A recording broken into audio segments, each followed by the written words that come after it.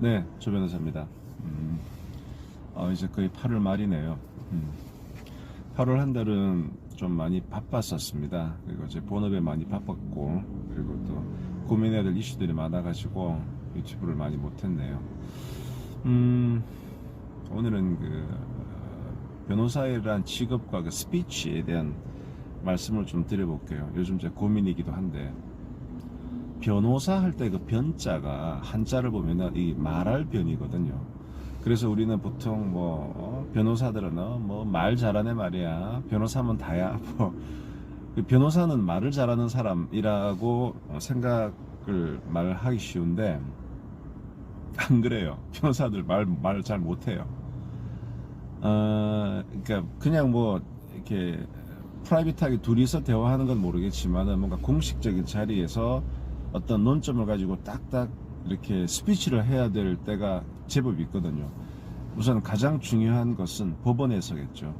판사님 앞에서 재판을 하면서 결국 기본적으로 재판이라고 하는 과정은 판사를 설득시키는 과정이기 때문에 물론 서면으로 많이 써내지만 법정에서의 어떤 그 구두 변론도 되게 중요해요. 그리고 어떤 경우에는 상대방 변호사가 조금 이상한 논점을 얘기를 하면은 강하게 그건 아닙니다. 그런 식으로 재판부를 호도하시면 안 되죠. 뭐 이런 식으로 약간 그 감성적인 부분이지만은 딱 지적을 해서 재판부가 왜 저렇게 저 변호사가 난리치지? 뭐가 있나?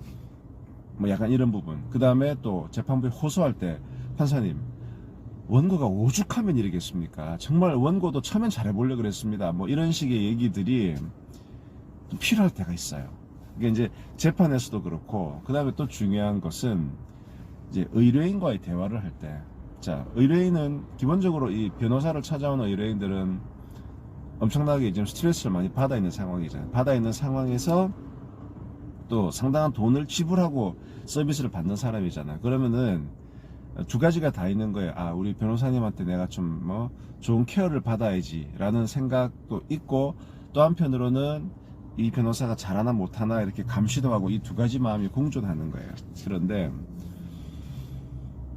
변호사는 되게 이성적인 부분에서 리딩도 해야 되지만 감성적인 부분도 터치를 해야 되고, 그래서 한 1시간 정도 회의가 딱 끝난 다음에 의뢰인이 느낄 때 이 변호사가 그래도 내 사건을 잘 파악하고 있구나, 또 믿음이 가, 이런 느낌을 1시간 정도 회의 만에 준다는 거, 그거 되게 어렵습니다.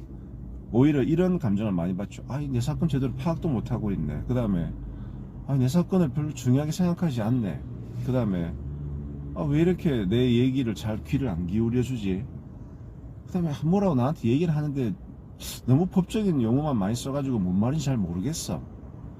그러니까 제가 빠지고 후배 변호사만 회의에 덜렁 들여보내게 되면 이게 나중에 그런 컴플레인이 생기는 거죠. 그래서 저같이 이제 사무실을 운영하는 대표 변호사 입장에서는 후배 변호사들을 이렇게 뽑을 때 글 잘 쓰는 사람보다도 오히려 말 잘하는 사람, 근데 그 말을 잘한다고 하는 것이 그냥 아주 막 미사여구만 열거하는 것이 아니고 상대방과 대화를 주고받으면서 눈도 맞추고, 그 다음에 그 상황에 적절한 단어를 쓸 수도 있고, 그리고 말도 눈높이에 맞춰서 얘기를 해주고, 너무 어려운 법적인 용어를 쓰는 것이 아니고, 이제 그런 후배 변호사들은 되게 가치가 있죠. 그게 아무리 스펙이 좋고 그렇다 하더라도 그런 능력이 제대로 없으면 변호사로서 1인분 역할을 하기가 되게 힘듭니다. 그리고 또 하나, 그 딕션이라고 하죠. 이 말을 할 때 말을 좀 명확하게 딱딱 끊어서 발음을 정확하게 하는 것. 제가 예전에 그 영화 배우들 중에 그때 딕션 좋은 사람들이 좀 이병헌 씨가 대표적이고, 그 다음에 하여튼 좀 유명한 배우들은 딕션이 되게 딱딱 떨어지죠. 그래서 내가 어떤 역할을 하더라도 그 역할에 맞는 대사를 탁 치죠. 이런 거 보잖아요. 우리 유명한 영화 배우들이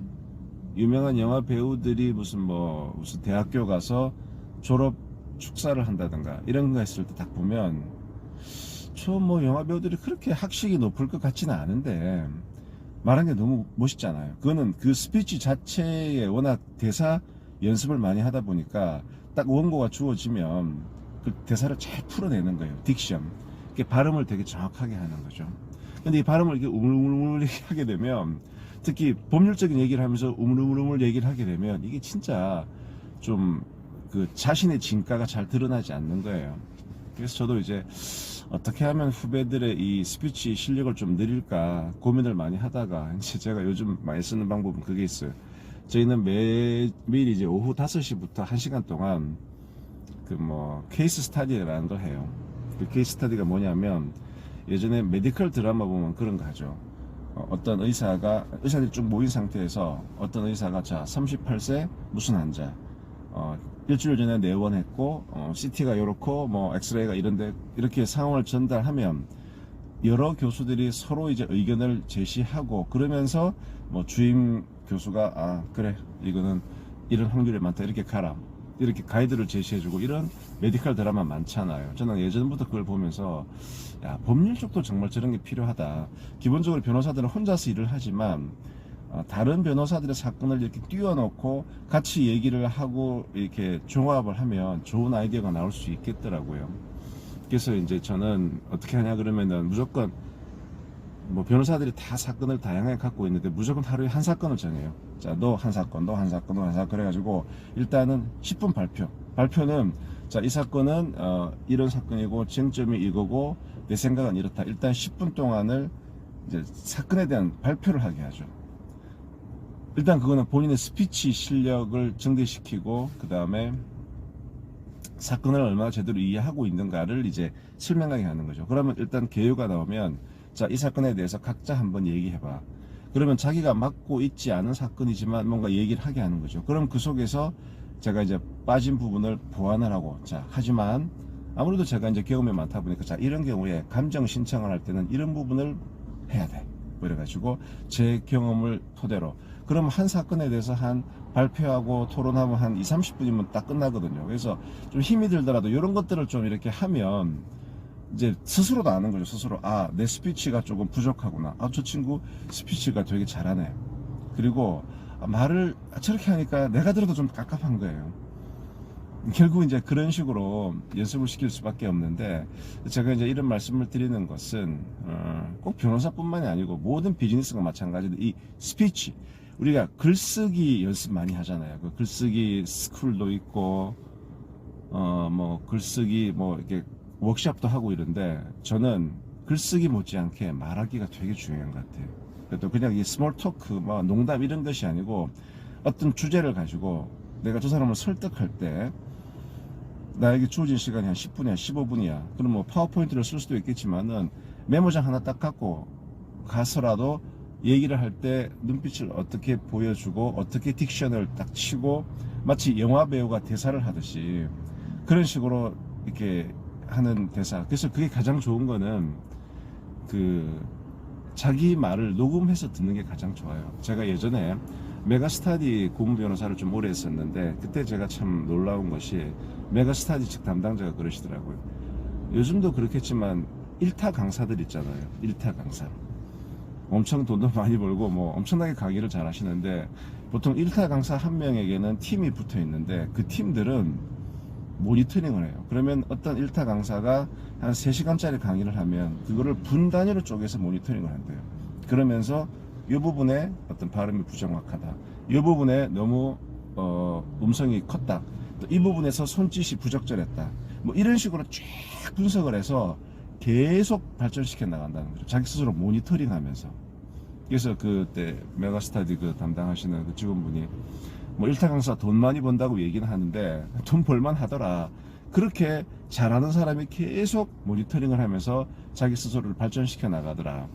그래서 지금 뭐 비즈니스 아직 주니어 단계에 계신 분들은 이 말하는 것, 스피치, 논리적으로 말하고 이 발음 정확하게 하고 이런 연습을 하는 것은 자신의 그 어떤 가치를 올리는데 큰 도움이 되지 않을까.